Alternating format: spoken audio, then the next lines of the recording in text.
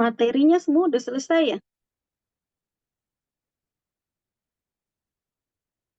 Halo, Dari anak sudah, dokter. kalau dari Objin, tinggal ini yang terakhir ya? Tadi Ibu Nur bilang begitu, dokter. Ah, oke. Nah, ini nggak ada.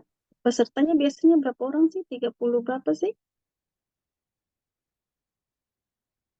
Katanya 54, dok. 20, Dok. Nah, kalau pesertanya cuma 18, kita mulai aja nggak apa-apa ya? Pasti ah, daripada tambah sore.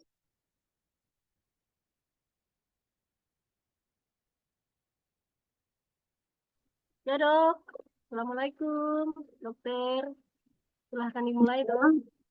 Ya dok. Oh ya,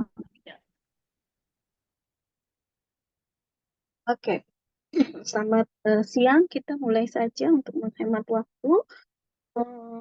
Ini materi yang terakhir mungkin dari Objin, yaitu pelayanan KB Pasca Salin.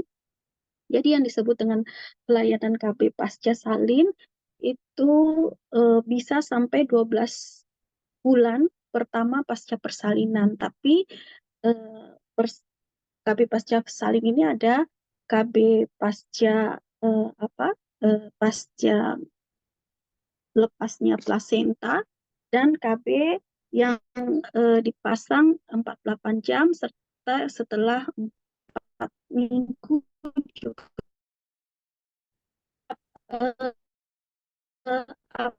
pelayanan KB pasca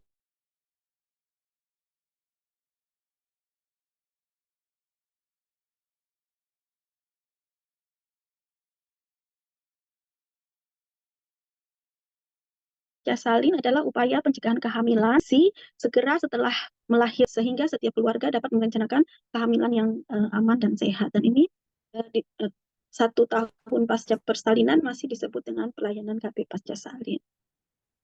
Nih, sekarang itu sudah dikembangkan pelayanan KB pasca salin yang berbasis dengan web. Jadi kita cuma tinggal misalnya, oh ini ibu hamil usia berapa, terus nanti faktor-faktor resikonya apa, terus tinggal klik aja. Dia punya webnya itu ini nih, https://org/postpartum MFP. Itu adalah websitenya. Nanti di situ itu lebih gampang, atau bisa juga nanti pakai Klop KB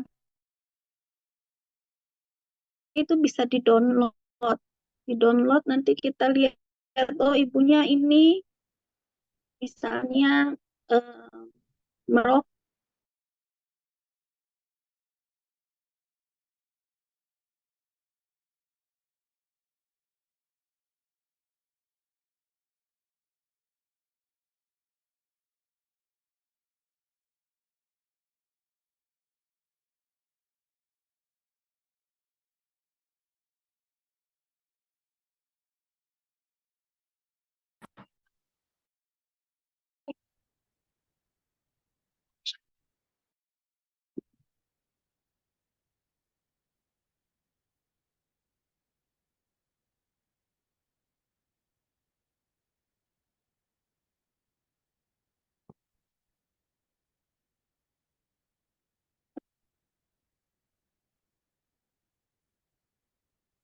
Maaf, Dok. Suaranya nggak kedengaran, Dok.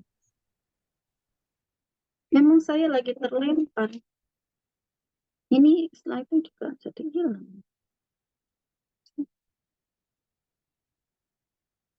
Baru masuk lagi. Terus yang tadi sekarang digunakan apa website ya dari Kemenkes ya, dari WHO tuh, dan bekerja sama dengan Kemenkes mengeluarkan website itu untuk KB pasca persalinan. Fungsinya adalah sebagai panduan untuk memilih metode kontrasepsi pasca persalinan yang mudah digunakan untuk penyedia layanan di di fasilitas kesehatan, serta untuk manajer program dan pembuat kebijakan. Peluncuran resmi platform website ini dilaksanakan di Bali pada Konferensi Internasional KB pada tanggal 26 Januari 2016. Jadi sudah ada ini, dia punya situsnya itu http://srhr.org/postpartum MFP. Ya, jadi fungsinya tuh misalnya kayak, oh ini ibunya, nanti tuh di situ ada kolom-kolomnya, kita tinggal isi nama, umur, terus dia punya keluhannya apa, terakhirnya kapan, itu kita bisa pakai di situ ya. Nih KB pasca persalinan, waktu yang ideal untuk melakukan KB pasca persalinan adalah paling lama itu adalah 48 jam setelah melahirkan. Kenapa? Karena 48 jam pasca persalinan itu sudah terbukti bahwa pasti perempuan itu tidak hamil karena baru habis melahirkan. Jadi semua alat kontrasepsi yang mau kita pasang atau mau kita suntikan atau diminum oleh pasien itu syaratnya adalah pastikan bahwa pasien tidak hamil. Terus karena dia baru habis melahirkan, lagi sakit-sakitnya, maka mereka sangat termotivasi untuk menggunakan metode kontrasepsi pada saat tersebut. Nanti kalau udah pulang, udah hilang rasa sakitnya tuh disuruh pakai KB udah nggak mau. Tapi kalau masih inget tuh sakitnya melahirkan, sakitnya mules gitu ya, mereka masih termotivasi untuk ikut. Kalau setelah pulang karena disibukkan untuk merawat bayi, sehingga akhirnya mereka lupa. Yang ada nanti 2 bulan, 3 bulan pasca salin datang udah hamil ya. Untuk metode kontrasepsi ya untuk pasca salin yang biasa kita gunakan adalah AKDR, implan ya, atau terus yang berikutnya adalah tubektomi, vasektomi, pil progesteron, kondom atau kondom yang mengandung spermisid dan diafragma. Kalau untuk yang AKDR itu biasanya pasangnya itu bisa pasca plasenta lahir atau paling lama itu 48 jam sampai 48 jam pasca lahiran. Nanti setelah 48 jam kita udah nggak boleh lagi pakai IUD itu, nggak boleh lagi pasang IUD. Nanti pasangnya lagi kalau sudah 4 minggu atau sering dianjurkan adalah 6 minggu pasca persalinan. Karena kalau 6 minggu itu kan adalah 42 hari. Jadi selesai masa nifas, baru kemudian dipasang lagi AKDR. Kenapa kok bisa begitu? Di hari ketiga udah nggak dianjurkan lagi pasang. Karena di hari ketiga sampai sebelum 4 minggu pasca salin itu ukuran uterus itu tuh sudah ukuran masing-masing itu tidak sama lagi gitu, masing-masing orang berbeda-beda dan bisa mudah terjadi infeksi kalau kita lakukan pemasangan pada setelah 3 hari ya, setelah 48 jam dan kurang dari 4 minggu. Sedangkan untuk pemasangan implan itu bisa dipasang dari sampai kapanpun, sampai 12 bulan, itu kapanpun bisa dilakukan dengan setelah kita pastikan bahwa tidak hamil. Sedangkan untuk tubektomi itu sama kayak KDR. Jadi begitu melahirkan bisa langsung kita ikat kalau pada pasien-pasien yang sekalian seksual itu kemudian kita langsung tubektomi. Tapi kalau dia lahir normal bisa kita tubeknya itu besokannya atau lusanya gitu. Tapi setelah 2 hari biasanya kita udah nggak tubek lagi karena itu biasanya uterusnya udem, bengkak, mudah berdarah. Jadi nggak kita lakukan, kita akan tunggu sampai 6 minggu pasca persalinan. Jadi ada namanya tubek yang interval ya, itu bisa dilakukan kapanpun kalau dia tidak lagi habis melahirkan, tapi kalau dia habis melahirkan biasanya 6 minggu setelah melahirkan, karena kita ketahui setelah 4 minggu atau apalagi 6 minggu itu terus sudah kembali ke posisi ukuran yang semula. Terus berikutnya untuk KB pasca salin berikutnya yang biasa digunakan adalah vasektomi untuk suaminya, itu kapanpun bisa. Untuk pil progestin itu juga bisa ya pil progestin bisa dipakai kapanpun dari hari pertama. Terus yang berikutnya adalah diafragma. Diafragma ini adalah pakainya itu di vagina ya, dia kayak kondom, kayak mangkok begitu, mangkok. Jadi dipasangnya pas di porsionya. Tapi biasanya dipakai setelah 6 minggu ya, karena kan orang pas mau berhubungan baru dipakai. Diafragma itu setiap mau berhubungan baru dipakai. Jadi pakainya itu ya orang berhubungan setelah selesai masa nifas. Berikutnya kalau kita mau menggunakan KB pasca salin juga tergantung dari ibu menyusui dan tidak menyusui. Kalau untuk ibu yang menyusui itu bisa menggunakan MAL, metode amenorrhea laktasi. Itu cuma berlaku sampai 6 bulan. Tapi harus ada syaratnya. Syaratnya adalah ada 2 syaratnya. Yang pertama adalah dia ASI eksklusif, jadi dia tidak menggunakan susu bantu, makanan tambahan, dan dia menyusui 2 kali semaunya bayi, yaitu 2 kali dalam siang hari dan setiap 3 sampai 4 jam. Setiap 2 jam sekali pada siang hari, 3 sampai 4 jam sekali pada malam hari. Serta yang kedua syaratnya adalah dia tidak haid.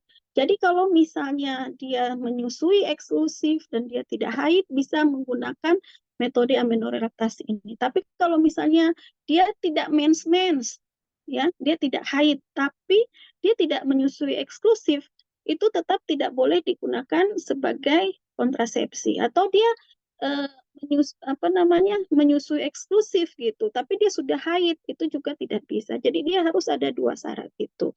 Kemudian untuk menyusui itu setelah 6 minggu bisa dilakukan suntik progesteron yang suntik 3 bulan itu ya, bukan yang ada estrogennya. Jadi kita ingat bahwa kalau ibu yang menyusui ya, ibu yang menyusui itu dia dalam 6 minggu pertama itu tidak boleh menggunakan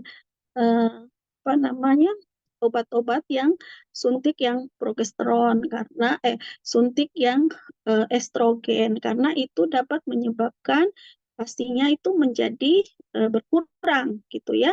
Jadi kalau suntik progesteron itu bisa setelah 6 minggu pasca persalinan ya. Terus berikutnya untuk ibu yang tidak menyusui itu dia bisa disuntikan progesteron pas mau pulang nih dari rumah sakit, langsung bisa kita suntikan obat suntik suntik DMPA itu ya, suntik yang orang bilang KB suntik 3 bulan. Atau kalau misalnya dia tidak menyusui, itu bisa diberikan metode hormonal yang kombinasi kayak suntik 1 bulan, pil, itu bisa diberikan, tapi harus sampai 4 minggu pasca persalinan dulu.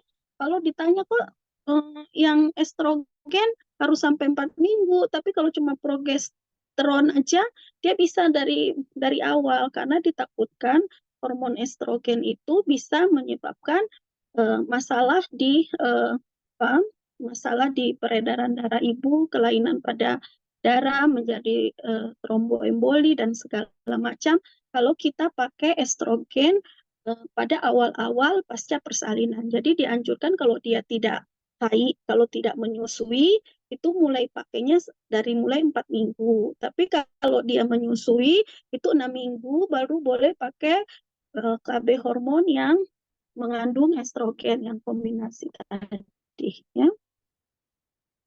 Terus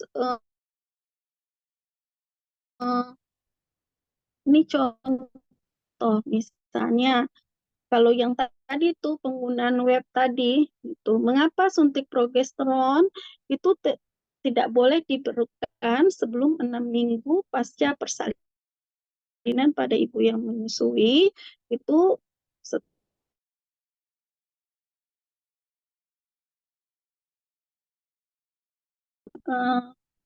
apa KB yang direkomendasikan itu apa aja kalau dia menyusui. Nanti ini ada kayak gini-gini. Ya. Nih, kalau dia menyusui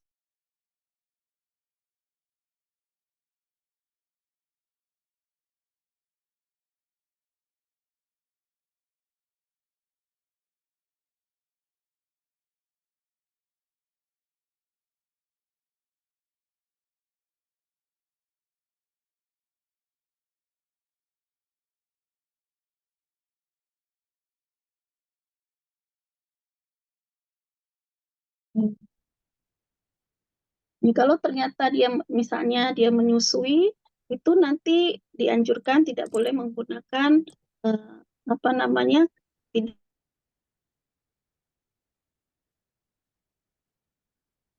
diberikan sebelum 6 minggu pasca persalinan ibu yang menyusui.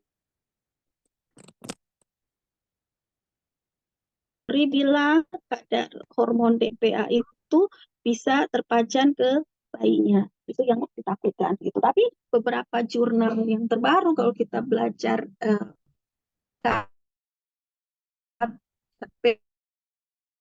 PKBRS ya PKBRS malah bulan masih boleh diberikan.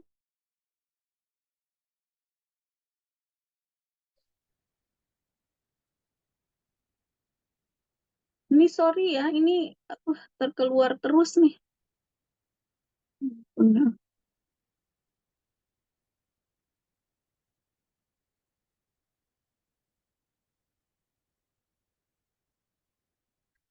Ya, jadi kalau misalnya di P2KBRS, KB pasca salin salah satunya bisa menggunakan progesteron ya, progesteron DMPA nih pas mau pulang kita pakai karena kata teorinya ternyata tidak terbukti yang menyebabkan masalah pada air susu dan pada bayinya itu ya. Tapi buat berjaga-jaga sebaiknya kita ikut yang berdasarkan yang dianjurkan oleh Kemenkes ya. Jadi kalau 6 bulan kalau dia menyusui jangan diberikan apa tuh namanya KB yang mengandung suntik progesteron itu sebelum 6 minggu gitu. Kalau dia tidak menyusui kapanpun bisa. Terus yang paling dianjurkan untuk penggunaan KB pasca salin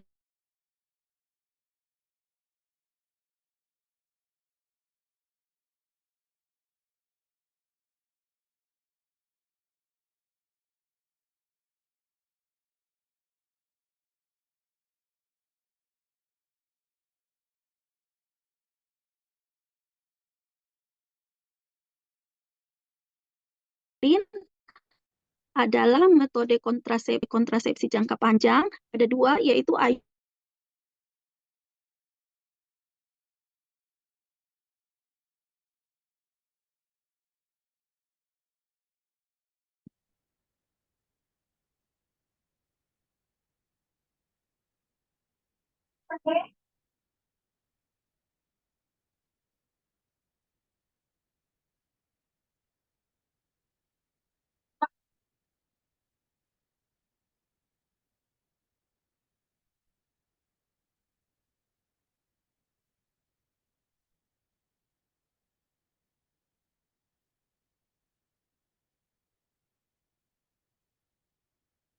halo, selamat siang.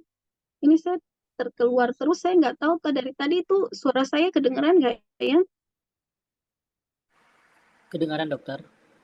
Kedengaran, dokter. Kedengeran yang sampai di jadi IUD itu bisa dipakai sampai 8-10 tahun, tapi kapanpun mau dilepas tuh bisa. Misalnya kita sudah pasang nih 3 tahun, tapi ibunya mau lepas, misalnya nggak cocok atau sering bikin keputihan atau bikin nyeri perut, perdarahannya banyak.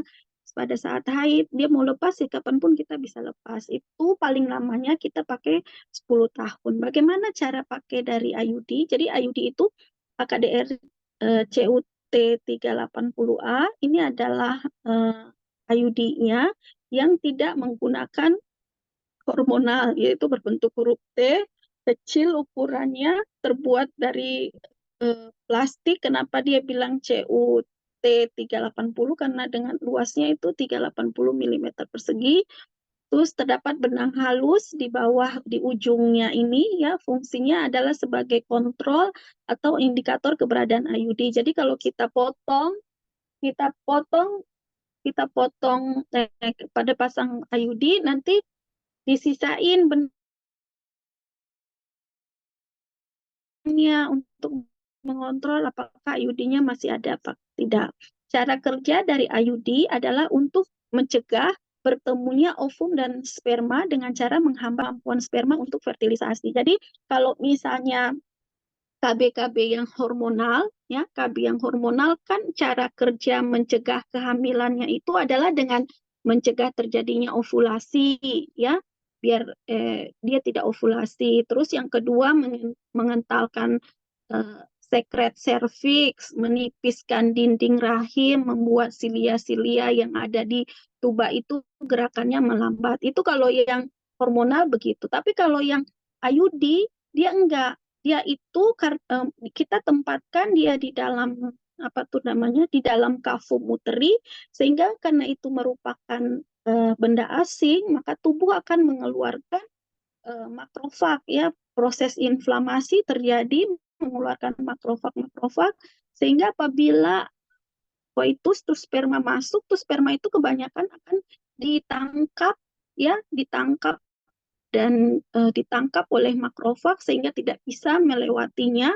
Dan selain itu kondisi di dalam kafum uteri itu dibuat sedemikian rupa sehingga sangat mengganggu perjalanan dari sperma. Terus kalaupun ada yang lolos nih, misalnya lolos ternyata terjadi pembuahan, ketemu sperma sama ovum, begitu mau nempel nggak bisa karena uterusnya itu kafum uteri yang tempat dia mau nempel embrionya itu udah diduduki oleh benda asing. Jadi tidak terjadi implantasi di situ, ya.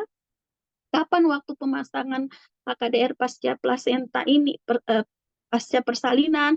Ada dua, ada yang pasca plasenta, disebut pasca plasenta itu kalau begitu plasenta lahir langsung 10 menit kemudian harus sudah dipasang plasenta AKDR-nya. Atau ada yang AKDR pasca persalinan dini, itu adalah dipasang setelah antara 10 menit sampai dengan 48 jam pasca persalinan. Tapi nanti kalau sudah 48 jam baru 2 hari mau dipasang udah nggak bisa. Tunggu sampai 6 minggu, 4 minggu atau 6 minggu pasca persalinan begitu uterusnya sudah normal lagi. Yang ketiga adalah AKDR transsesari atau saat operasi sesar. Jadi begitu transsesar, begitu plasenta lahir sama. Begitu plasenta lahir langsung sebelum rahimnya kita tutup langsung kita pasangkan itu IUD-nya, ya. Apa keuntungan pemasangan AKDR pasca plasenta bagi klien? Efektivitasnya itu tinggi, ya. Cuma terjadi 0,6 sampai 0,8 kehamilan per 100 pengguna, ya, dalam 12 bulan pertama pemakaian. Sangat efektif setelah dipasang, merupakan metode kontrasepsi jangka panjang. Jadi dapat digunakan sampai menopause. Tapi setiap 10 kali ganti, 10 kali ganti. Kalau zaman dulu ada yang orang bilang IUD seumur hidup. Jadi dia pakai terus, nggak dilepas-lepas gitu. Cuma kadang-kadang ternyata pas kesininya begitu menopause, karena ukuran rahim menjadi kecil, ya begitu kita menopause kan rahim jadi atrofi, itu bikin jadi nyeri panggul gitu, ya, karena ada benda asing buka setelah ibunya umur 65 tahun, 70 tahun baru dibuka. Terus yang kemudian tidak perlu mengingat-ingat, oh ini suntiknya tadi kemarin tanggal berapa bulan kemarin, kayak gitu. Terus tidak mempengaruhi hubungan seksual, terus tidak ada efek hormon sehingga orang kadang-kadang kan kalau pakai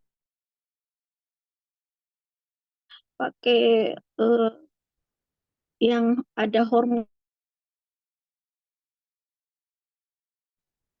menyebabkan lebih gemuk, ada yang menjadi lebih kurus, ada terus kemudian membantu mencegah kehamilan ektopik, dan kebaliknya kesuburan setelah penggunaan AKDR ini cepat. Jadi biasanya begitu lepas langsung kembali subur karena tidak ada hormon di hipofisis yang kita tekan.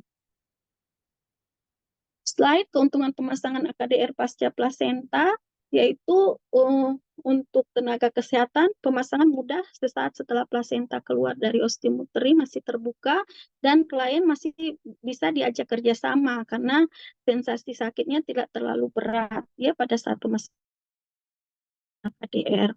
Sedangkan keuntungan pemasangan AKDR pasca plasenta bagi program Itu bagi tenaga kesehatan. Bagi program dinas kesehatan yaitu untuk mencapai peserta KB baru metode kontrasepsi jangka panjang. Karena kalau dari dinas kesehatan atau dari program pemerintah yang diharapkan adalah metode kontrasepsi yang jangka panjang. Karena metode kontrasepsi jangka panjang ini dia punya angka kegagalannya itu lebih rendah ya daripada yang menengah, yang suntik 3 bulan atau malah yang pakai pil. Karena kalau pakai pil nggak pakai 2 hari berturut-turut aja angka kejadian kegagalannya itu sangat tinggi sekali.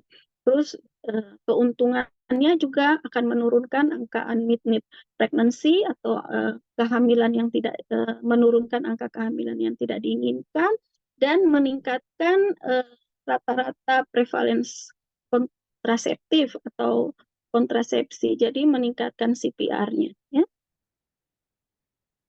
Keunggulan pemasangan AKDR pasca plasenta yaitu tadi mengurangi rasa sakit karena dipasang ostiumnya masih terbuka, merupakan kesempatan terbaik untuk memperoleh karena dia masih bertemu klien, mempunyai waktu terbatas untuk bertemu petugas kesehatan kalau ibunya sudah pulang. Tadi karena ibu sudah sibuk dan segala macam, tidak meningkat resiko infeksi atau perforasi uterus, tidak mempengaruhi kualitas atau ASI, kualitas ASI.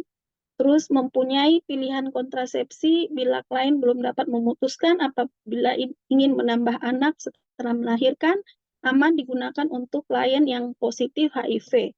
Jadi di sini ada bilang aman digunakan untuk klien yang positif HIV. Maksudnya orang yang HIV bisa pakai KB apapun termasuk ini AKDR. Tapi dia tidak bisa mencegah penularan. Satu-satunya alat kontrasepsi yang bisa mencegah penularan adalah kondom, ya.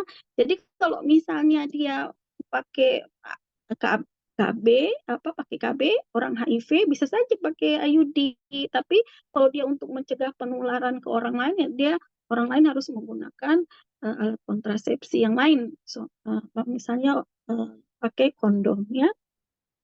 Untuk kejadian ekspulsi yang kita takutkan kan ekspulsinya lepasnya IUD itu besar gitu, tapi ternyata kejadian ekspulsinya itu rendah, yaitu hampir sama dengan pemasangan yang 6 minggu pasca persalinan. Jadi pada saat uterus yang lagi besar, begitu plasenta lahir kita pasangkan, terus kemudian dibandingkan dengan yang 6 minggu pasca persalinan di mana uterus sudah mulai kecil gitu ya, baru dipasang, ternyata angka ekspulsinya itu tidak jauh berbeda ya.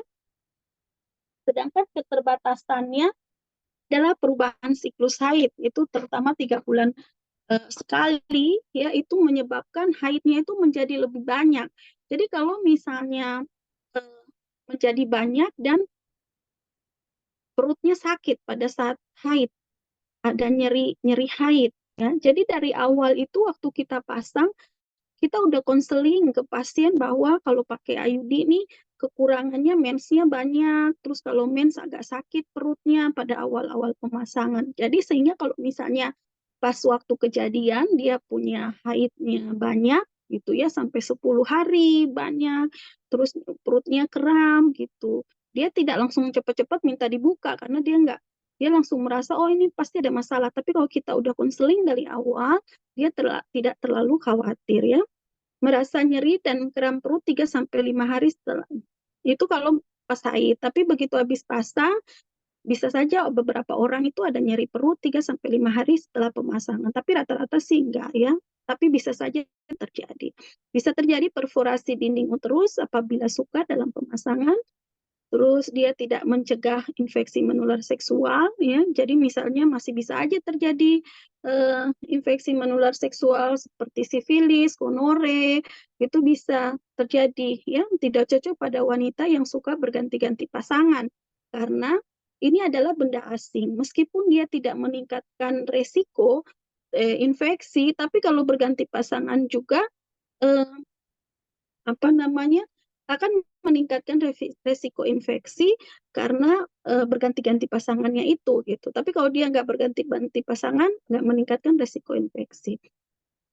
Memerlukan prosedur medis saat pemasangan. Jadi nggak bisa dia pasang sendiri kayak pil gitu kan, dia minum sendiri bisa gitu ya.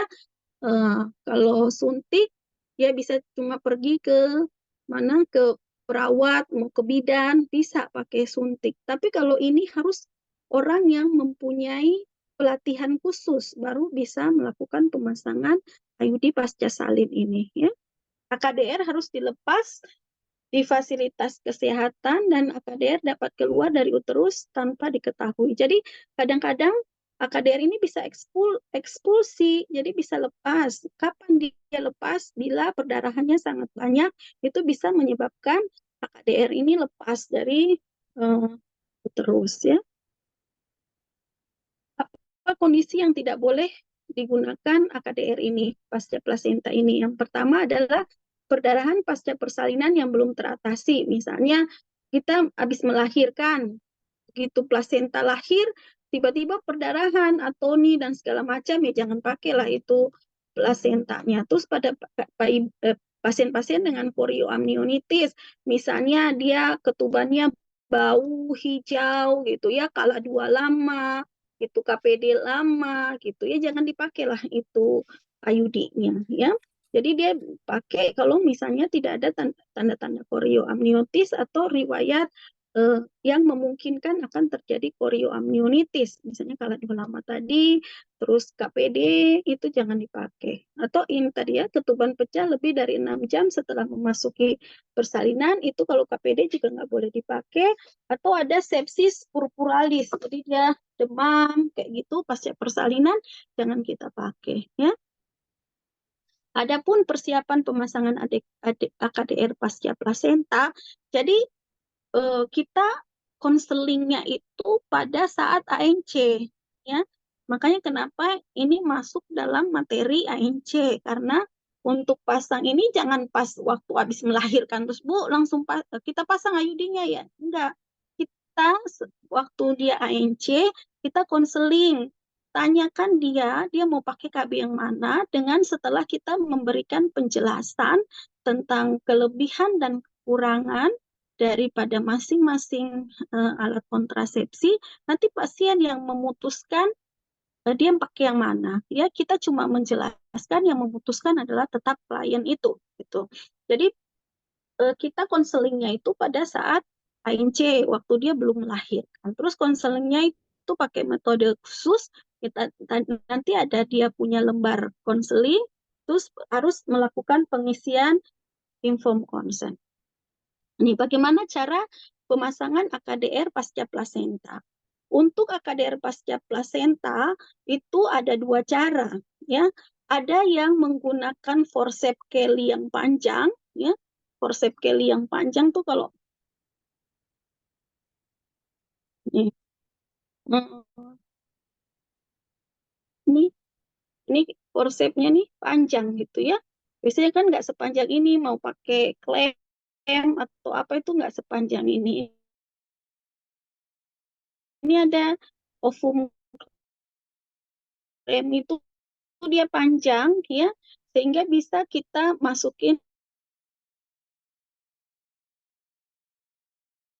ke apa namanya, ke dalam uterus, karena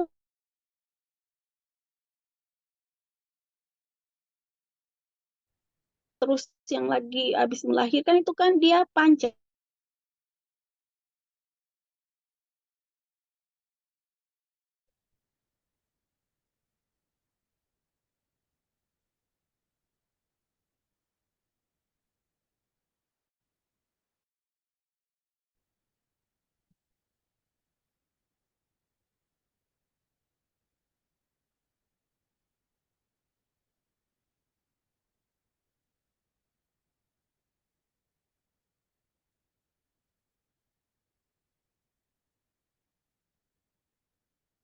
Nih. Ini kalau kita lihat, ini inserternya ini ya, kalau yang biasa yang ada di puskesmas itu mungkin yang ini nih, yang kecil ini ya. Yang kecil ini yang ada di puskesmas. Tapi kalau untuk pasca salin atau yang pasca plasenta lepas, itu inserternya itu panjang kayak gini. Ya. Ini bisa kita beli sendiri yang kayak gini nih. Ini bisa kita beli. Itu dia punya inserternya itu panjang ya. Terus atau yang ketiga, kalau nggak pakai itu bisa saja cuma pakai yang manual, pakai tangan kita, posisi tangannya lihat seperti ini. Posisi tangannya seperti itu. Jari telunjuk itu sama jari tengah itu dia saling itu apa namanya? Dempet gitu ya. Jari telunjuk di depan, jari tengah. Posisinya seperti kita mau bikin angka apa? Capit-capit gitu ya, dicapitnya tapi modelnya seperti itu. Kemudian yang satu lagi nanti si tenakulum memegang. Biasanya kita nggak pakai tenakulum. Kalau orang habis melahirkan pakai ovum clamp. Kalau pakai tenakulum nanti dia punya porsionya itu robek. Jadi pakai ovum clamp, kemudian ovum clamp digunakan untuk membuat uterusnya itu menjadi lurus ya, jadi agak ditarik sedikit dan kemudian tangan kita masuk seperti ini ya ke dalam ke depan vulva, kemudian secara obstetrik kita masukkan sampai ke fundus. Nanti setelah tangan kita masuk, si tangan yang di luar ini pindah ke sini, pegang fundusnya biar dia terfiksasi, jadi fundus uterusnya nggak lari-lari. Kalau nggak nanti karena uterusnya lagi besar, bisa saja dia lari-lari, jadi kita akan susah untuk pasang IUD dengan tepat ya. Terus langkah yang pertama, jadi setelah manajemen aktif skala 3 ya, yang kemarin kita ajarkan pemberian oksitosin, terus peregangan tali pusat terkendali dan masase uterus. Nah, jika terjadi episiotomi, luka episiotomi itu dijahit dulu, dijahitnya setelah pemasangan AKDR. Jadi pasang dulu AKDR-nya, nanti setelah AKDR lahir baru setelah AKDR dipasang baru kemudian dilakukan pemasangan penjahitan episiotomi. Karena kalau misalnya kita udah jahit, nanti masukin tangan itu bisa robek lagi tuh yang episiotomi atau ruptur vagina yang kita ruptur perineum yang kita jahit gitu. Jadi setelah pasang IUD masukin tangan atau masukin alat, setelah IUD-nya terpasang baru kemudian dijahit. Ini alat-alat yang kita pakai itu sarung tangan steril, speculum sims ya, ada ring forceps atau ovum clamp, forcing lengkum Kelly 12, kain kasa, larutan antiseptik dan duk steril. Kalau nggak pakai juga nggak apa-apa duk steril itu. Kemudian lakukan palpasi uterus untuk mengevaluasi tinggi fundus dan kontraksinya. Jika perlu pijat uterus untuk mendorong kontraksi yang lebih stabil. Cuci tangan dengan sabun dan air, keringkan pakai handuk, pakai sarung tangan steril yang baru. Setelah itu tempatkan duk steril bersih di atas perut bagian bawah klien dan di daerah bokong ya. Pastikan bokong klien berada di paling ujung meja sehingga nanti tidak mengganggu pada saat kita memasukkan spekulumnya. Ini caranya seperti ini. Jadi dia di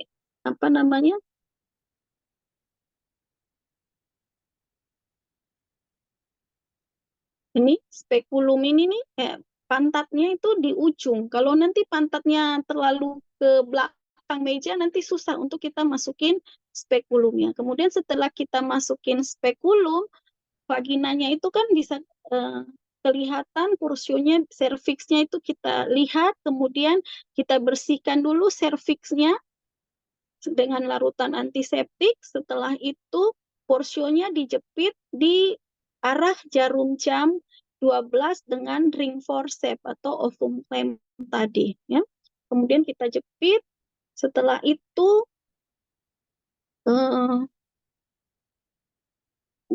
setelah itu bisa kita masuk. Setelah itu tadi yang si ini IUD-nya kita buka ya, IUD-nya kita buka terus dengan menggunakan alat ini forceps Kelly tadi atau ring forceps kedua, kita jepit itu batang IUD-nya. Batang IUD-nya kita jepit ya. Batang IUD-nya kita jepit. Setelah batang IUD-nya kita jepit, kita keluarin nih pelan-pelan, jangan sampai mengenai plastik-plastiknya, nanti jadi nggak steril. Jadi harus keadaan steril ya. kita keluarin, setelah itu baru kita pasang ya. Tangan kita pasang dengan alat ini. Mana selanjutnya? Nih, ini tadi pasang, keluarin dari dia punya bungkus ya. Kemudian kita pasang, tarik perlahan ring forceps yang menjepit porsio ya, kemudian masukkan folikeli atau forceps yang memegang IUD-nya tadi melalui vagina dan cervix ya. Nanti begitu sudah sampai di cervix tangan kita ya, kita berdiri dengan membuat ring forceps terlalu panjang mengarah ke belakang. Lakukan pemasangan sambil duduk.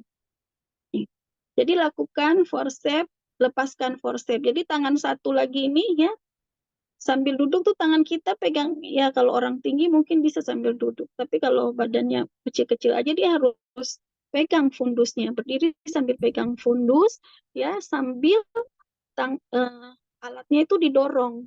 Pegang fundus itu tadi maksudnya agar terfiksasi.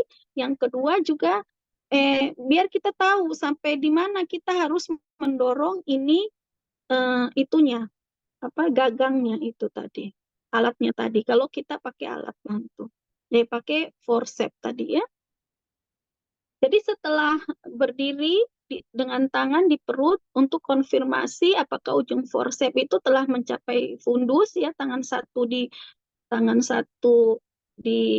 fundus ini ya, tangan yang di luarnya ini di fundus ya, yang ini masukkan sampai pastikan bahwa ini udah di fundus. Kemudian setelah forceps mencapai fundus, putar 45 derajat ke kanan ya, untuk menempatkan dengan horizontalnya di fundus. Jadi 45 derajat putar.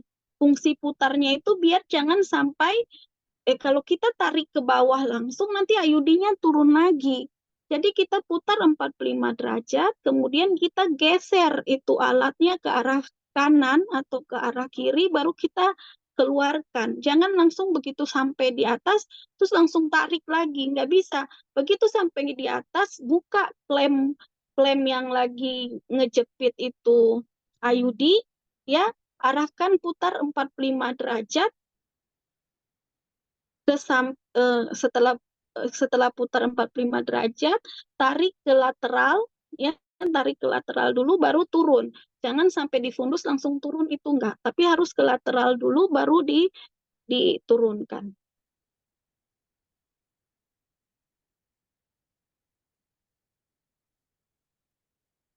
Nih.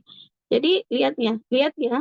Ini setelah sampai di sana ya, setelah sampai di puncak, setelah forceps sampai di puncak fundus, forcepsnya dibuka. Begitu sudah dibuka, ini tuh nggak langsung tarik ke bawah, tapi geser ke samping dulu. Mau ke samping kanan, ke samping kiri,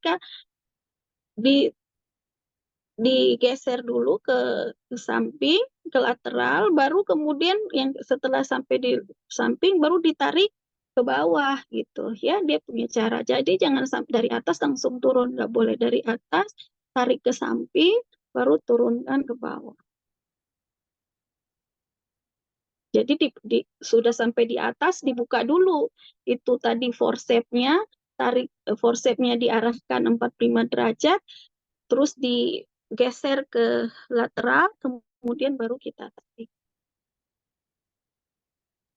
Tarik perlahan introitus dengan 2 jari dan visualisasikan bagian dalam vagina, benang akadar terlihat melalui serviks. Bila uterusnya kecil dan kontraksinya baik, jangan lakukan apapun. Tapi jika uterusnya besar, berarti AKDR tidak mencapai fundus. Lepaskan AKDR dan pasang baru.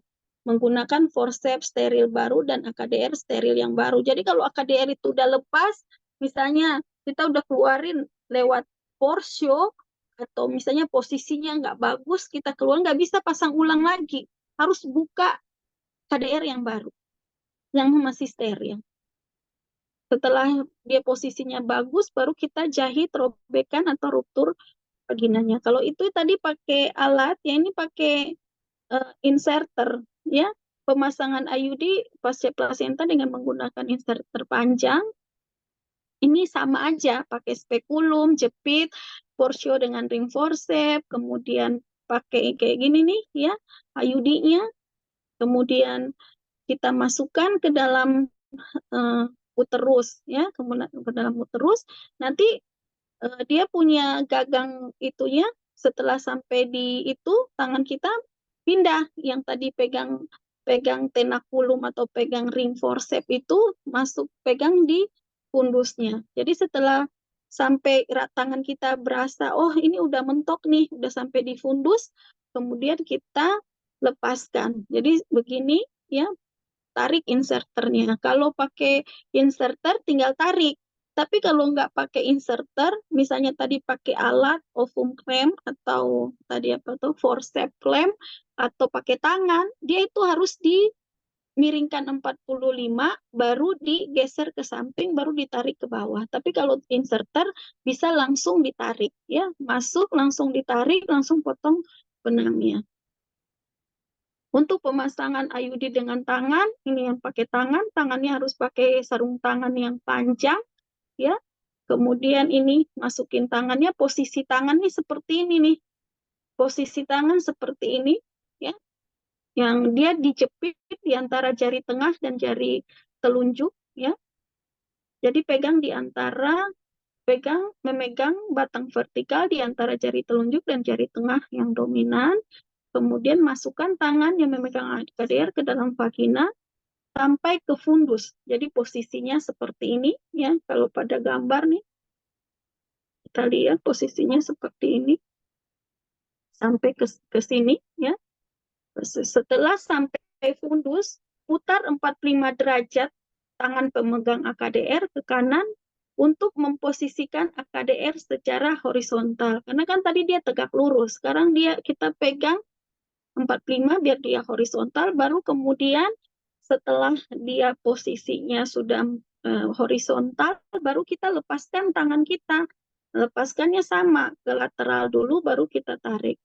Langkah-langkah sebelum pemasangan itu sama, harus antiseptik dan antiseptik segala macam. Terus yang berikutnya ada pemasangan implan.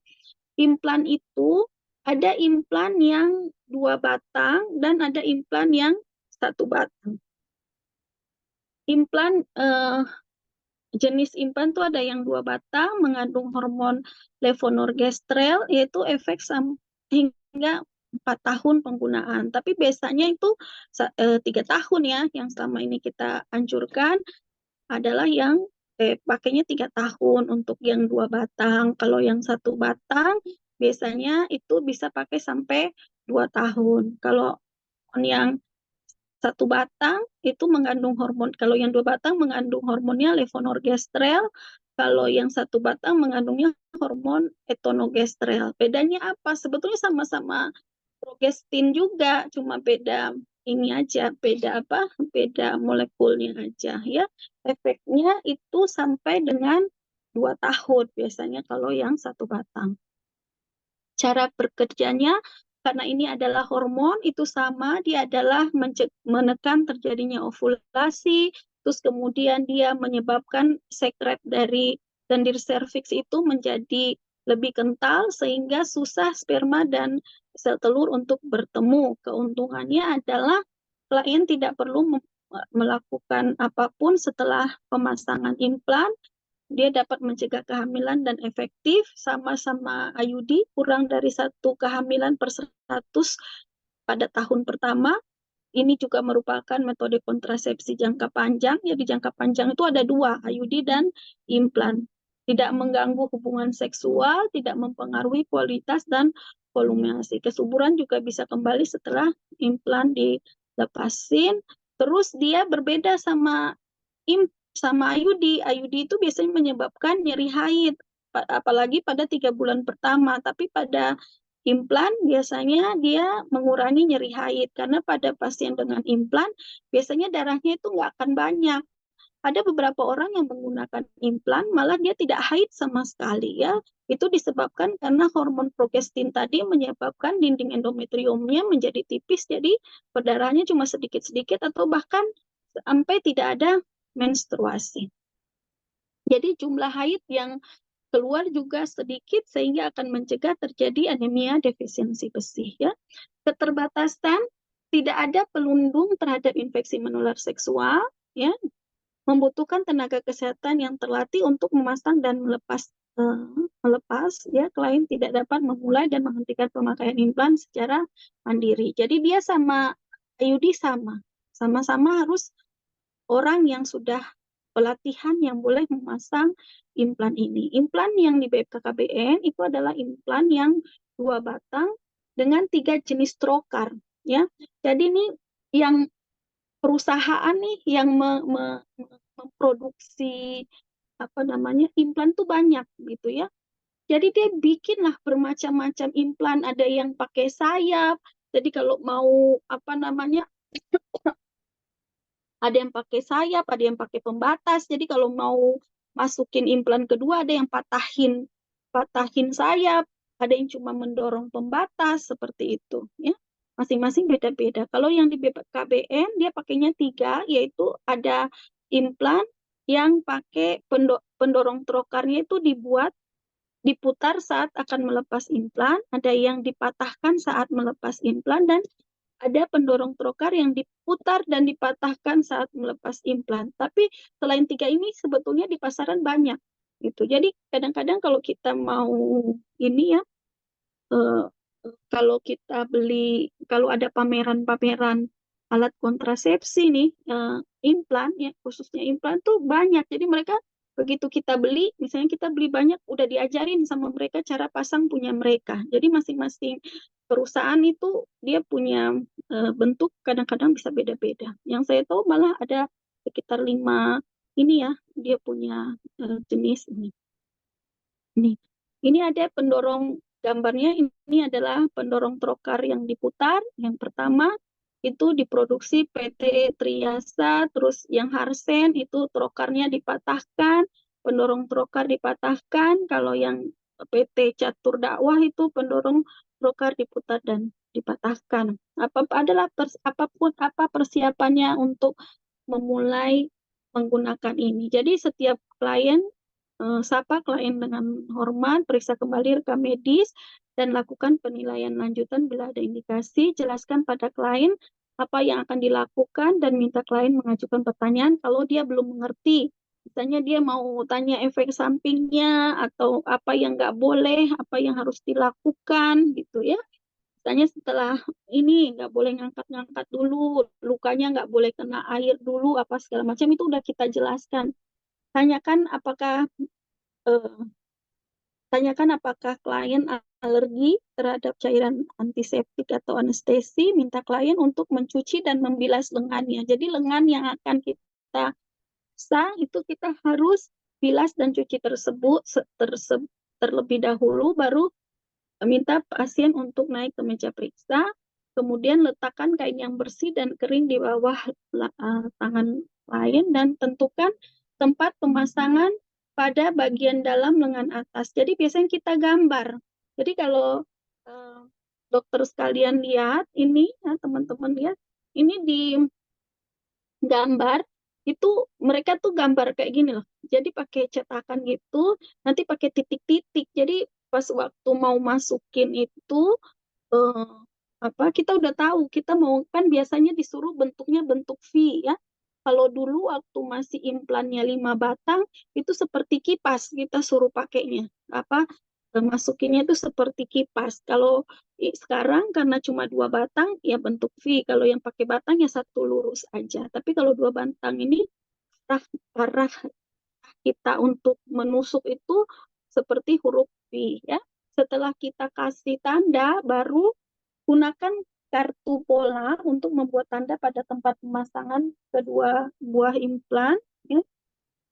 Kemudian siapkan peralatan dan bahan-bahan yang diperlukan. Itu misalnya kemudian kita cuci tangan lagi dan segala macam, bersihin seperti kita inilah cuci tangan seperti apa itu namanya, langkah-langkah cuci tangan. Kemudian setelah itu baru kita pasang duk steril. Pasang duk steril lakukan tindakan A dan antiseptik, baru pasang ruk steril, ya. Setelah itu kemudian kita lakukan anestesi. Jelas kita lakukan anestesi, ya. Obat anestesi yang akan terasa itu diberikan sedikit-sedikit. Suntikan pertama itu sekitar 0,3 sampai 0,5 cc, lidokain lokal 1% itu tepat pada tempat sayatan dulu. Ini gambar 1 nih. Ini gambar 1 dulu, nanti setelah itu kita kan sudah gambar V, baru kemudian kita arahkan jarum suntik kita itu menuju titik pertama, kemudian setelah kita aspirasi, tidak ada ya, darah yang masuk, kemudian kita semprotkan pelan-pelan itu lidokainnya sambil spetnya kita tarik.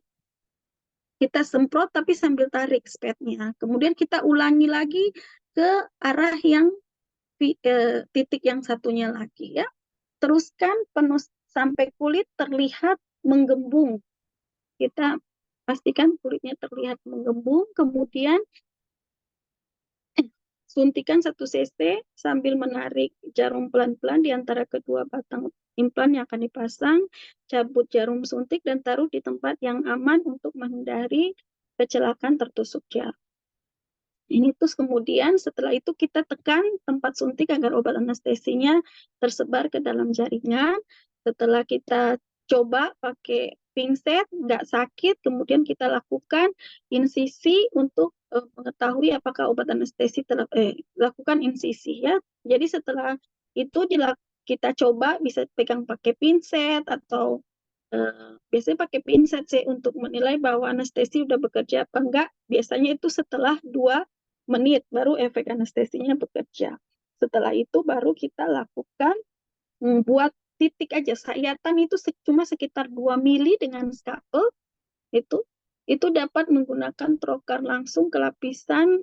Alternatif lain kalau sekarang itu ada trokarnya itu yang tajam sekali. Jadi nggak perlu pakai sayatan-sayatan ini, langsung pakai trokar langsung menembus, ya. Kemudian setelah mau pakai skapel dulu, apa mau pakai trokar, ya kalau trokarnya yang tajam sekali, itu langsung kita dorong ke arah yang tadi itu. Yang ini kan ada ke arah V ini sama ini. Kemudian kita dorong trokarnya ke sana. Nih ya, ini. Jadi pada saat kita lakukan pemasangan implan ini, ya itu kan ada batasnya. Kalau IUD itu, ya kalau implan itu ada 2 batas. Ini adalah batas yang pertama. Yang pertama ini ada batas yang paling depan. Nggak boleh keluar dari sini. Dan ini adalah batasan yang paling belakang, ya. Jadi jaraknya itu sekitar segini. Jadi kalau misalnya kita tarik, kita punya trokar, tapi nggak boleh yang ini kelihatan. Jadi cuma sampai di sini aja langsung belokin arahnya ke sudut yang berlawanan, ya. Sambil mengungkit kulit, masukkan trokar, terus trokar dan pendorongnya sampai batas tanda 2, ya. Tepat berada pada luka insisi. Jadi tanda 1, tanda 2-nya berada di luka insisi. Kemudian setelah itu masukkan trokar di bawah kulit sampai tanda 2. Kemudian kita ini. Jadi ini sama aja sebetulnya pemasangan implan yang dengan 2 batang yang caranya adalah mematahkan batas penahan pendorong. Nih, ini kalau yang trokarnya batas pendorong ini kita patahkan. Nih, ini kita patahkan setelah sampai batang, terus kita dorong itu untuk mematahkannya, ya. Terus ini tangan kanan menahan pendorong hingga batas penahan sekaligus tertarik trokar hingga batas atas, tangan kiri menahan implan agar tertinggal di bawah kulit. Jadi lihat gambarnya. Jadi setelah kita sampai di situ, ya, tangan kita ini menahan implan, ya. Trokarnya kita tarik, tapi tangan ini kita tahan biar implannya nggak ikut-ikutan geser ke samping sini. Terus pastikan implan sudah keluar dari trokar, kemudian arahkan ke sisi pola yang V sebelahnya. Katakan batas penahan pendorong sama kayak tadi. Ya. Kemudian tarik trokar hingga berbunyi klik. Itu kalau yang pakai pematahan pembatas implan. Tangan kanan menarik trokar hingga keluar, tangan kiri menahan implan, itu sama saja. Raba ujung tangan batang implan di daerah dekat bahu untuk memastikan batang implan telah dipasang dengan benar. Raba daerah insisi untuk memastikan kedua ujung batang implan berada 5 mili dari luka insisi. Jadi dia nggak boleh dekat-dekat dari insisi kita atau lubang yang tempat kita tusuk tadi, karena kalau dekat nanti infeksi dong. Ya, jadi batangnya itu tidak boleh terlihat di lubang tempat kita insisi tadi. Ini yang pakai pemasangan 2 batang implan dengan memutar pendorong trokar. Ini sebetulnya sama aja intinya. Jadi tergantung nanti kita di puskesmas punyanya yang mana gitu. Kadang-kadang diajarin ini ternyata yang ada masih zaman yang lama, yang harus dia pendorong trokarnya itu masih dari besi. Nih, ini sama-sama aja. Ini berikutnya apa yang dilakukan pasca pemasangan. Ini sama, dekatkan. Jadi setelah pasang, kemudian kita akan dekatkan ujung 2 sisi dengan ditutup dengan Tensoplast, nggak usah dijahit, cuma tutup pakai Tensoplast aja. Kemudian kita berikan kasa steril, ya, kita putar kasa steril tempat pemasangan dan pasang pembalut untuk mencegah perdarahan dan mengurangi memar. Karena kalau tidak kita bikin kayak gini, itu kadang-kadang jadi hematom karena masih ada perdarahan sedikit-sedikit, ya. Jadi kita pasang ini biar perdarahannya berhenti. Kemudian setelah kita pasang, sama seperti kita habis menolong persalinan, cuci tangan, bersihkan alat-alat, yang suntiknya kita taruh di tempat yang alat apa ini nih, yang tempat jarum-jarum itu safety box segala macam, ya. Perawatan pada tempat pemasangan, daerah tempat pemasangan itu harus tetap bersih dan kering paling sedikit selama 48 jam. Luka insisi dapat mengalami infeksi bila daerah tersebut basah pada waktu mandi atau mencuci pakaian. Perban dilepas setelah 48 jam, Tensoplast dilepas setelah 3-4 hari, ya. Klien dapat melakukan pekerjaan sehari-harinya, tidak masalah bila terjadi perubahan warna seperti memar atau pemasangan pada beberapa hari pertama.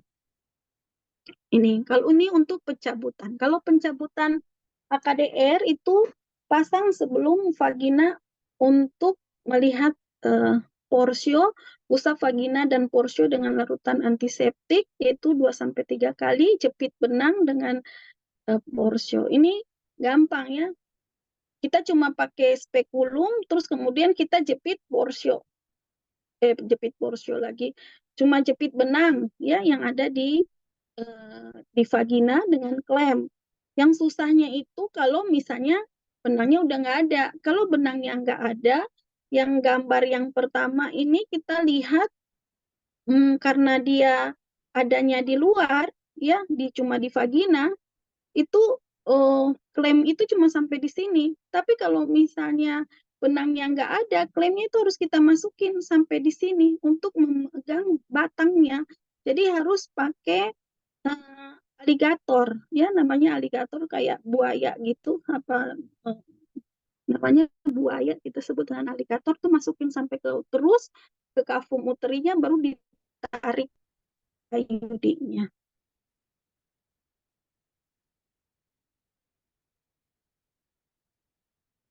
Ya, ini cabut AKDR, pencabutan sulit kalau benang tidak ada. Tadi yang saya bilang harus pakai klem aligator yang ini, ya, atau perisa pakai klem aligator kalau nggak ada. garis, berarti kita harus masukin tangan, klemnya ini, alligatornya itu sampai ke kafum uteri untuk menjepit benang atau AKDR itu sendiri.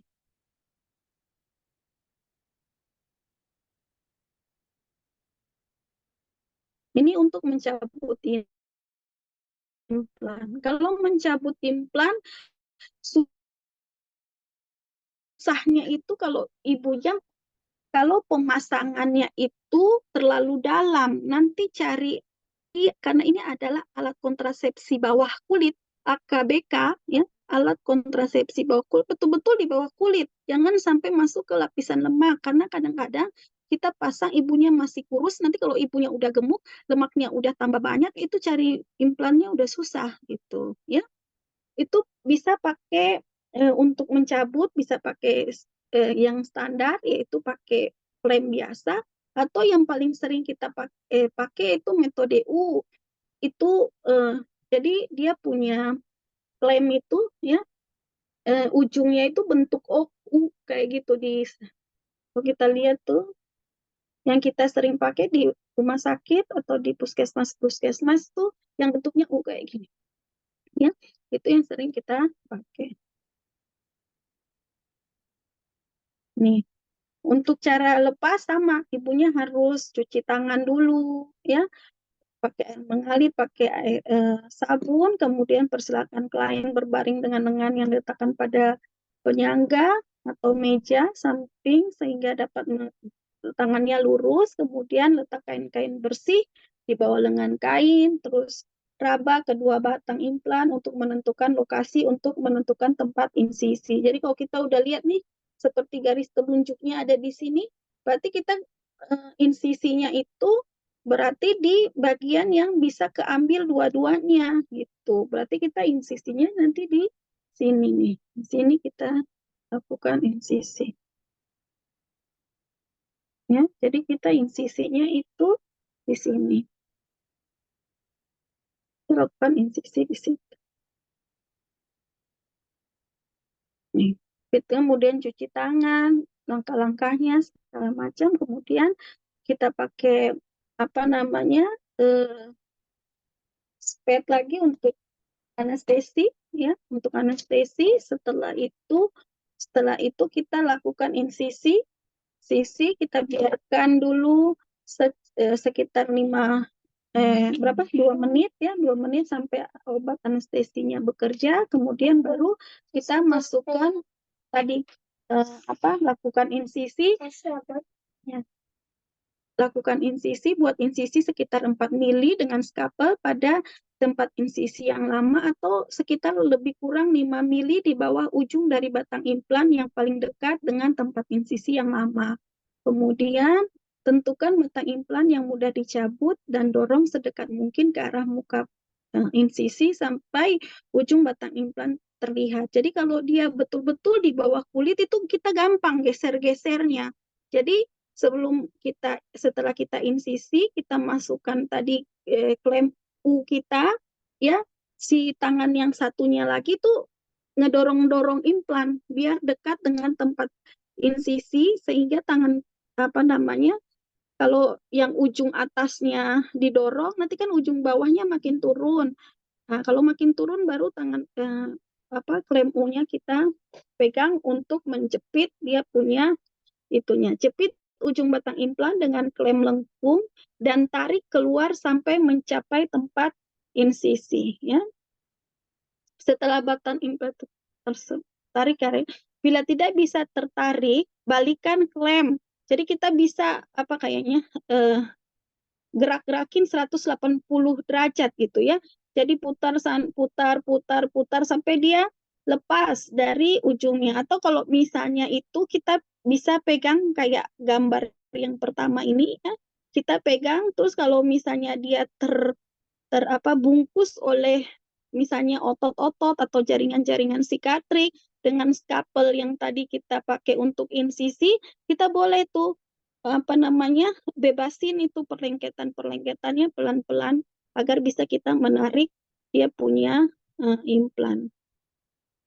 Ya.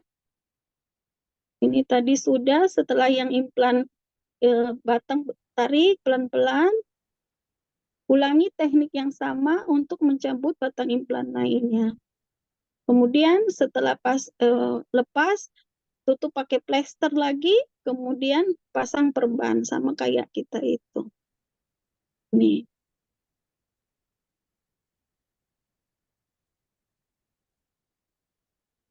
Ya, saya rasa cukup sekian ya materi dari saya. Selamat siang. Barangkali ada pertanyaan. Selamat sore, barangkali ada pertanyaan.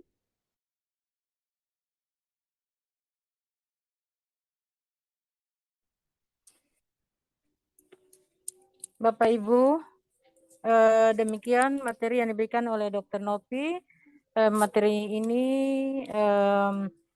bila ada Bapak Ibu dokter yang ingin bertanya, disilakan. Mungkin pengalaman-pengalaman yang kemarin-kemarin di Puskesmas pernah melakukan pemasangan IUD atau pemasangan implan, ada yang sedikit kurang atau tidak sesuai dengan SOP-nya, mungkin bisa ditanyakan kepada Dr. Novi langsung. Jadi kita sharing ya, saling sharing pengalaman. Silakan. Izin dok bertanya dok. Halo. Silakan dok. Iya, iya, Dok. silakan. Iya. Kalau untuk KB implan itu dok, kan kalau di puskesmas kan biasa ibu-ibu itu kan biasa lupa tanggal untuk cabutnya dok. Kira-kira kalau lupa dengan jarak 1 bulan atau 2 bulan itu efek sampingnya apa ya dok? Oh, kalau misalnya cuma terlambat 1 bulan kayak gitu tuh sebetulnya nggak apa-apa. Kadang-kadang tuh ada juga beberapa kasus yang implannya tuh hilang, maksudnya nggak bisa lagi dicari. Kita udah pakai USG nggak ada, kita biarin aja nggak apa-apa juga. Obatnya udah nggak. Maksudnya itu dia kalaupun nggak, misalnya hilang nih ya, ada kasus hilang, kita udah nyari nggak ada gitu, udah pakai USG untuk nyarinya juga dia tetap nggak ada, ya bisa aja kita tinggalin aja, nggak apa-apa. Dia nggak ada efek, cuma untuk mencegah kehamilan udah nggak bisa. Terus pakai alat lain untuk mencegah kehamilannya. Gitu. Kalau misalnya dia terlambat lepas 1 bulan aja nggak apa-apa, tapi harus hati-hati, jangan sampai dia terjadi kehamilan di situ efeknya. Kalau dia terlambat lepas, karena kalau sudah 3 tahun itu kalau dia terlambat nanti obatnya udah nggak bekerja, karena kan implan ini tuh sama kayak depo gitu ya. Jadi obatnya itu sudah dimasukkan ke dalam si batang ini dan diperkirakan selama setiap hari dikeluarkan berapa mili, berapa mikrogram, itu sampai 3 tahun dia habis gitu. Sama kayak kita pakai suntik 1 bulan atau 3 bulan yang depo DMPA itu kan dikeluar depo, kita masukkan ke dalam lemak-lemak, kemudian nanti setiap hari dikeluarkan berapa. Nah, 3 bulan habis itu efek obatnya. Jadi kalau misalnya dia lepas terlambat 1 bulan 2 bulan, efeknya apa? Efeknya sudah tidak menghasilkan lagi pencegahan untuk terjadinya kehamilan. Oke dok, terima kasih dok. Ada lagi dok yang lain? Soalnya ada beberapa kasus lah ya, saya pernah dapat 1 kasus, implannya kita cari-cari udah nggak ada gitu. Ya udah kita biarin aja kalau dia udah nggak ada. Dok, izin bertanya dok. Ya. Halo, dok, bagaimana dok kasusnya untuk KB suntik? Kemarin tuh ada 1 pasien bawa KB-nya sendiri yang KB 3 bulan dok. Cuman expirednya itu di bulan keduanya dok. Itu masih efektivitasnya sama atau mending nggak usah dipakai ya dok? Sama yang kedua dok, kemarin itu pernah juga pasien itu dengan keluhan ada infeksi kan dok di area vaginanya. Dan pasien juga mengeluhkan adanya nyeri di perutnya dan mencurigai ke arah AKDR-nya.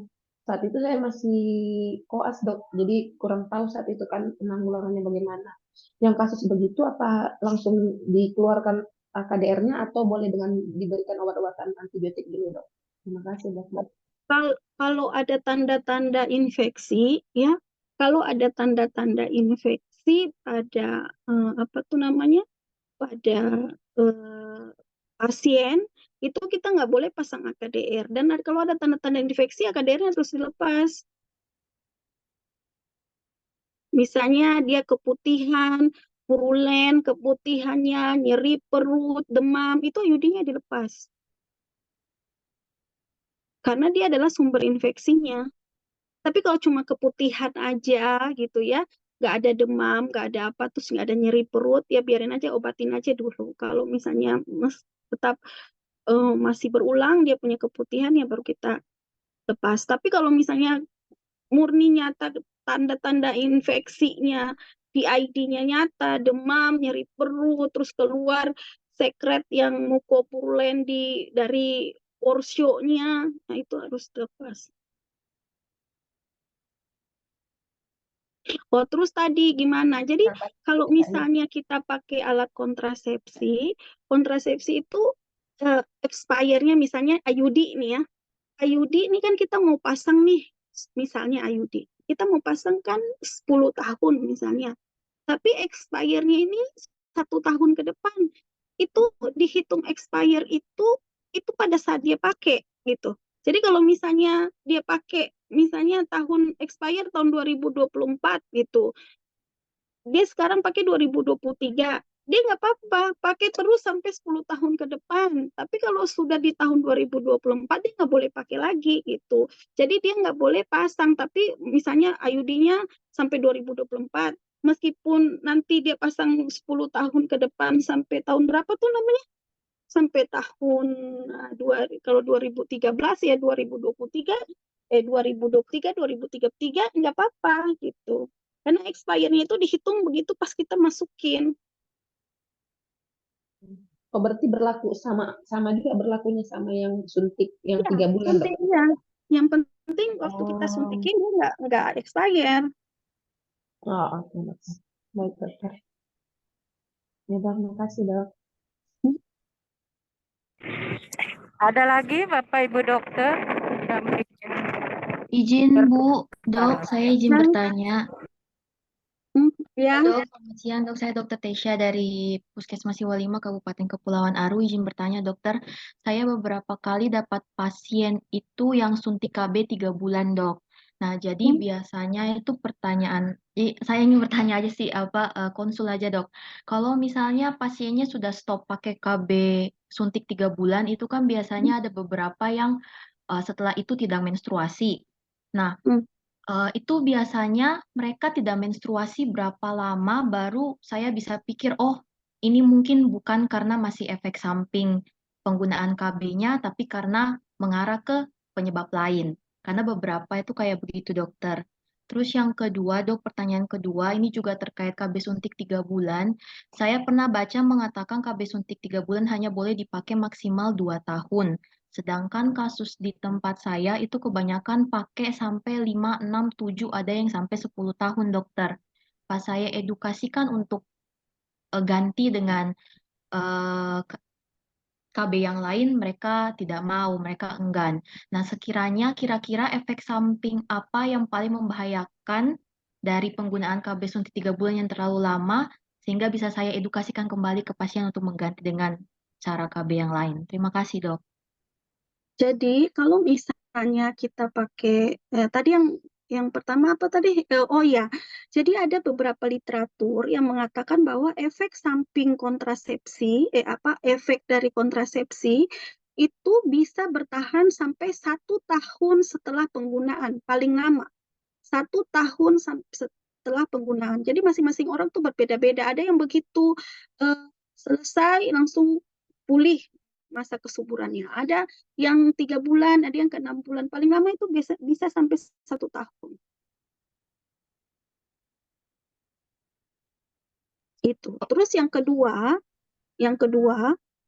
gimana kalau orang yang pakai nggak apa-apa, sebetulnya dia mau pakai 5 tahun juga nggak apa-apa, tapi biasanya dianjurkannya itu 2 tahun, misalnya dia pakai nih suntik 3 bulan terus nanti kita anjurkan untuk pakai dulu yang lain. Misalnya kan kalau suntik 3 bulan itu menyebabkan dinding endometriumnya tipis sekali ya, karena saking tipisnya bisa terjadi perdarahan. Jadi biasanya kita anjurkan dia untuk mengganti beberapa siklus dengan pakai pil dulu yang mengandung estrogen atau pakai suntik yang kombinasi, pokoknya yang kombinasi yang ada estrogennya itu beberapa kali. Terus kemudian kalau dia mau balik lagi nggak apa-apa gitu, nggak apa-apa dia kalaupun ternyata dia mau pakai itu terus-terusan juga nggak apa-apa, tapi dianjurkannya ada selingannya itu gitu. Misalnya 1 tahun 2 tahun dia selingin dulu pakai apa berapa bulan, nanti baru dia lanjutkan lagi dengan yang dia suka itu, boleh Oh ya, baik dokter. Terima kasih banyak dok. ya.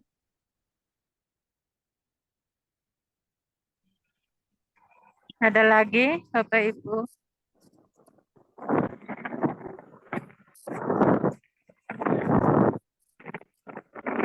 Kalau nggak ada, Dok, mungkin dari Iya. Bella sedikit, Dok, Ya, terkait kapsul implan yang biasanya ketong pasang, lalu ketong Iya. cek, ketong cek bahwa ini implan di dalam ini ada 2 kapsul atau 1 kapsul gitu. Jadi ketong terus memang pasang saja. Ternyata pada saat waktu mau buka itu kapsulnya cuma 1 gitu, Dok. Itu yang pertama. Yang kedua, itu Dok. Mhm. Yang kedua, Dok, kenyataannya pada saat ketong melakukan pencabutan implan itu hampir rata-rata yang pemasangan pertama dari bidannya bilang 2 kapsul, ternyata yang pada saat ketong buka tuh cuma 1 kapsul. Kira-kira jalan keluarnya seperti apa, Dok? Terima kasih, Dok. Jadi itu makanya untuk pasang implan itu syaratnya juga harus dipastikan dulu ini 2 kapsul apa enggak, jangan sampai kayak begini jadinya kita susah gitu untuk tahu dia dua atau 3. Tapi paling pada saat kalau kita betul cara pasangnya ya, cara pasangnya itu kan cuma di bawah kulit tuh, alat kontrasepsi bawah kulit. Jadi betul-betul di bawah kulit. Jadi kalau memang betul dia ada implannya, itu pasti berasa ada implan di bawah kulit. Kalau nggak ada ya pasti berasa dong nggak ada kapsulnya. Jadi kalau misalnya dia dari awalnya kita udah berasa nggak ada, ya kita harus cari tahu dari awal. Jangan sampai nanti dari awal pasang 1, terus apa nggak yakin gitu ini 1 apa 2 gitu, nanti dimasalahin ke depannya pas sudah 3 tahun. Nah kalau sudah 3 tahun kan banyak hal yang bisa terjadi, bisa saja dia berubah posisinya atau ibunya yang terlalu gendut gitu. Tapi cara mengetahuinya bisa dengan USG. Tapi pun USG itu nggak apa namanya nggak jelas-jelas juga, tapi kita bisa cari implannya dengan USG. Kalau dengan USG nggak ada juga ya biarin aja. Tapi makanya biar nggak terjadi seperti itu harus diperiksa dulu itu. Jangan sering. Jadi jangan kebiasaan seperti itu tuh nggak boleh. Nanti pas udah berikutnya itu kita juga sendiri yang pusing. Jadi sebelum pasang harus pastikan dulu itu betul 2. Waktu pas pakai kan itu pas betul-betul di bawah kulit ya. Di bawah kulit kita kan berasa itu kapsul implannya itu. Begitu loh kok cuma 1? Saya langsung cari tahu gitu. USG kah? Kenapa cuma 1 gitu? Oh, kalau waktu baru pasang itu di USG-nya kan gampang terabanya kelihatannya. Iya, Dok. Terkait dengan implan juga, Dok, artinya kalau teknik pemasangannya itu kembali lagi ke bidannya. Kalau bidannya belum kompeten, yang kemarin kita dapatkan itu karena bidannya mungkin belum kompeten, teknik pemasangannya itu tidak di bawah kulit, tapi dia di dalam otot, Dok. Makanya kita kewalahan untuk meraba itu, Dok. Makanya itu dia nggak boleh di bawah otot itu, karena kalau sampai di otot itu nyarinya nanti susah. Apalagi kalau implan ini berat badan ibu nanti akan meningkat. Pas ngeluarinnya itu susah. Jadi betul-betul harus di bawah kulit. Makanya untuk yang pasang implan ini harus yang punya sertifikat kompetensi. Implan dan IUD ya, ada sertifikat kompetensinya. Iya, Dok. memang kami sekarang dari Dinas Kesehatan sudah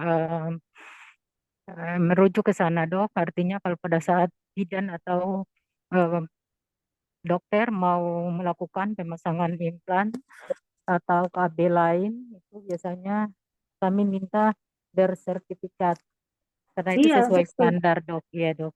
Iya, iya, Iya, karena dari Kemenkes juga mintanya kan itu harus standar, harus distandarisasi.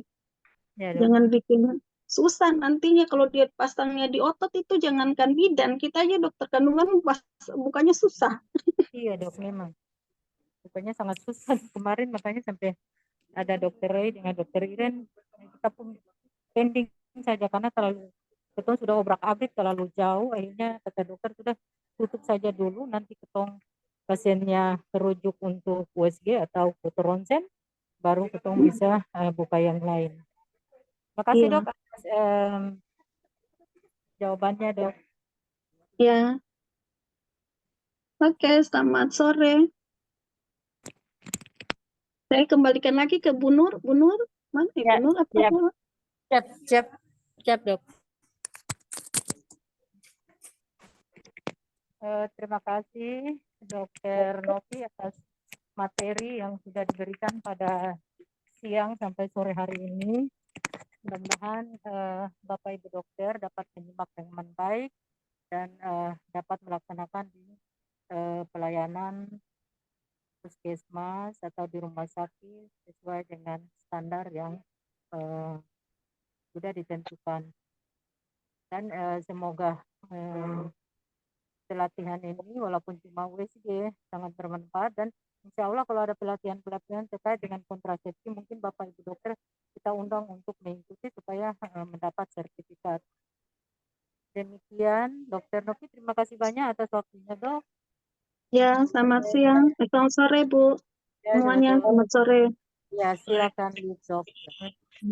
Ya. Terima kasih, Dok. Selamat sore, selamat sore dok. Terima kasih. Saya keluar ya, Bu. Ya, silakan Dok. Assalamualaikum. Salam. Bapak Ibu dokter sekalian, mungkin hari ini kita cukupkan sampai di sini. Dan memang keseluruhan materinya kayaknya sudah selesai. Insya Allah kita akan bertemu di klasikal nanti. Yang terkait dengan keberangkatan daripada Bapak Ibu sekalian ke Ambon itu nanti tolong dikoordinasikan dengan Ibu Arni kembali. Apa memang hari Minggu? Kalau memang hari Minggu ada pesawat boleh. Tapi mohon maaf kami tidak punya penginapan, tidak sedia dana untuk penginapan. Atau kalau memang Bapak Ibu mau datang untuk hari Senin juga tidak jadi masalah. Tapi yang pastinya administrasinya sudah harus beres ya, Bapak Ibu dokter. Seperti apa SIM STNK yang dari daerah asal, kemudian ada kwitansi ya, boleh pakai kwitansi, tapi nggak boleh bunyi charter ya, Bapak Ibu ya, nggak boleh bunyi charter ya, cuma pakai saja untuk transportnya berapa itu. Tapi nanti sampai di sini kalau memang kita lihat kurang ini nanti kita ganti lagi, nggak apa-apa. Yang penting boardingnya jangan hilang ya Bapak Ibu ya, kadang-kadang boardingnya itu dikasih hilang, makanya nanti kita kewalahan. Izin Ibu bertanya Ibu. Siap Dok. Siap Dok. Ibu mau bertanya Ibu, kalau yang dari Kepulauan Aru kan kita di pulau-pulau ini Ibu. Ya Dok. Terus kan angkutan kalau dari tempat tugas kan jarang ada angkutan umum Ibu. Ya Itu Dok. kira-kira gimana ya Ibu? Iya, memang ketong tuh hampir setiap saat ke 11 kabupaten kota, ketong juga sudah tahu transport yang susah dari jauh seperti Aru itu jauh dari MBD juga, KKT, kadang-kadang kita harus terpaksa harus pakai charter-charter gitu ya dok ya. Tapi mudah-mudahan pokoknya boleh ditaruh tapi nanti jangan tulis charter gitu dok. Jangan ada bunyinya charter. Boleh ditaruh berapa harganya tapi jangan bunyi charter ya dok ya. Tapi nanti sampai di sini kita akan koordinasi lagi sama-sama dengan dokter. Iya Bu, makasih Bu. Iya dok, ya. Ya dok, itu untuk teman-teman yang lain lagi yang dari kabupaten-kabupaten yang menyeberang, yang jauh-jauh, mohon disesuaikan. Nanti sampai di sini baru. Yang penting SIM STNK yang dari sana itu harus Bapak dokter atau Ibu dokter miliki supaya sampai di sini saya bingung lah untuk cari. Ya dok, terima kasih untuk Bapak Ibu dokter sekalian. Di sore hari ini sudah sangat cukup luar biasa. 5 hari ya kita ikuti materi. Moga-moga semuanya sehat. Sampai ketemu lagi di Ambon dalam keadaan sehat walafiat. Nanti kalau ada informasi selanjutnya lewat chatting aja ya dok ya. Iya Bu, makasih. Iya dok, iya disilakan kita sama-sama live ya dok ya. Selamat sore, assalamualaikum warahmatullahi wabarakatuh. Waalaikumsalam. Selamat sore, Ibu. Terima kasih. Selamat sore Ibu, terima kasih. Ada yang dari Sore. MBD bisa japri beta dok? MBD ada ikut? Ada dok. Ada Iya, Ibu, ada bisa, Ibu. iya bisa japri beta ibu. Ada Ibu. Siap. Kita tunggu ya. Ya. Ya.